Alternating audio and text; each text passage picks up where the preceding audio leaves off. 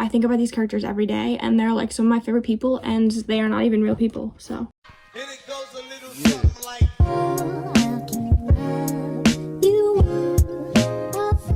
Hey everyone, it's Caroline. Welcome back to my YouTube channel. For today's video, I wanted to go through all of my favorite books. I thought that since I'm pretty new to YouTube, I wanted to just having starting point of what my favorite books are, and then in the future I can compare my favorites now to what my favorites are then. So without further ado, let's get into the video. The first 4 books are in order of how much I love them, but basically the first 2 are tied. But then after the first 4, the books are not in order. The first book is The Book Thief by Markus Zusak. So I do not have the copy with me. It's in our house somewhere, I just don't know where it is. But I absolutely love this book. I've never cried harder at a book before. I read it 2 years ago and I still think about it every day. It's amazing. It's perfect. It's narrated by Death. I think it's a super unique way to tell a story. If you haven't read this book, I would recommend it. If you asked me what my favorite book is, I would probably say The Book Thief. Or I would say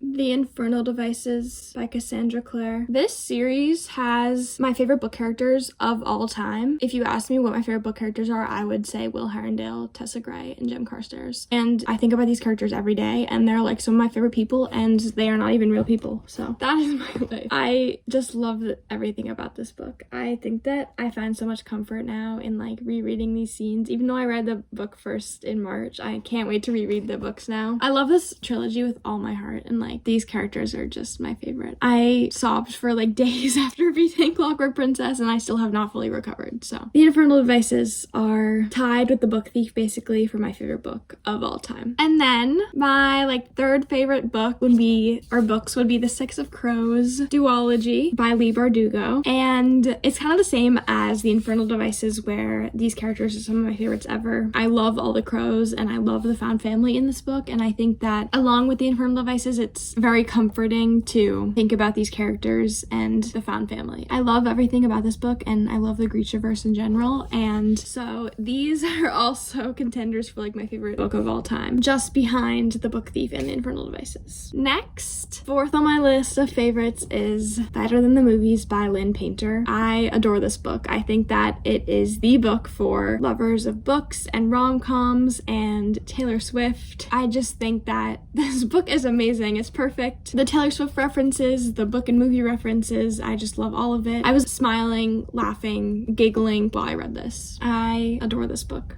Next are the books that are in a random order, so not ranked. So those are like my favorite books of all time. These are like my favorites, and they all have a quality that makes them like better than all the other books I've ever read. So the next is The Hunger Games by Suzanne Collins. I think this one is self-explanatory. This is the series that got me into reading, so obviously it's one of my favorites. And then I don't think I need to say much about this series either, but The Selection is also one of my favorite series. This series also got me into reading, and are these books perfect? No, but it is a series that helped me get into reading, and it's the only series I fully reread and tabbed, so obviously these books hold a special place in my heart. And yeah, these are books that made me forget I was reading, and I feel like that's kind of what I personally read to do. Next is The Summer I Turned Pretty by Jenny Han. Is this series perfect? No, but the vibes are just top tier, and I rate books based on vibes. So next is Not My Problem by Kira Smith. So if you ask me why I love reading young adult books, I think I would use this book to say why. I have not really seen this book anywhere, so it's basically about these 2 rivals, Maeve and Aideen, and then when Maeve wants an escape from her piles of extracurriculars, Aideen offers to help by pushing her down the stairs so that she like breaks her ankle and can't participate in any of the extracurriculars. So then other people start asking Aideen for favors, and this book is just so fun. I have not seen it anywhere, but it is amazing, so I don't know why I have not seen it more places, and I wish that more people read it so that I could talk about it, because I just love this book so much. I listened to the audiobook and I definitely recommend. Next is also a book I have not really seen a lot of places, which is Perfect on Paper by Sophie Gonzalez. This book is basically about a teenager named Darcy who runs an anonymous relationship advice locker, and people put letters in the locker and then then she'll write back to them with relationship advice. Then one day this boy catches her taking letters out of the locker, and he's like, I won't tell anyone if you help me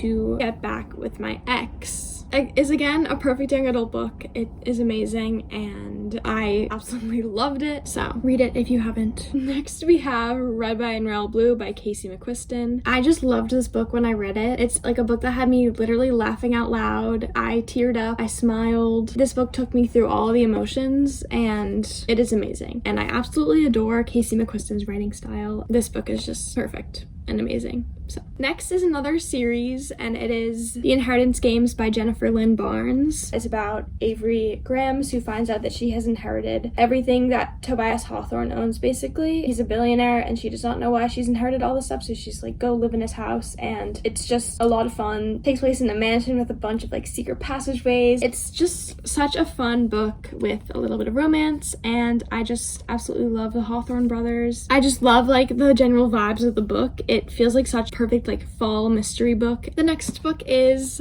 The Summer of Broken Rules by K.L. Walther. So it's basically about Meredith, who goes to like her grandparents' beach house for her cousin's wedding, and all the guests play a giant game of assassin, and Meredith teams up with a groomsman, and there are many Taylor Swift references, and it's just again so much fun. And I read this book in winter and it made me feel like I was in summer. I need to reread it because it is amazing. The next book I do not have, but it is You've Reached Sam by Destin Tao. So Julie, her boyfriend Sam, passed away, and she just calls him one day and he picks up, surprisingly. And it is definitely top saddest books I've ever read. It's so beautiful, and some scenes had me just thinking like how beautiful life is. I know that sounds cringy, but like it just was like I should really cherish every moment. And if you haven't read it, I feel like it just helped me to appreciate every little moment of life so much more, and I loved it. Next I have 2 Jennifer Niven books. So Jennifer Niven is definitely one of my favorite authors. All the Right Places made me cry, and I just loved this book so much. And then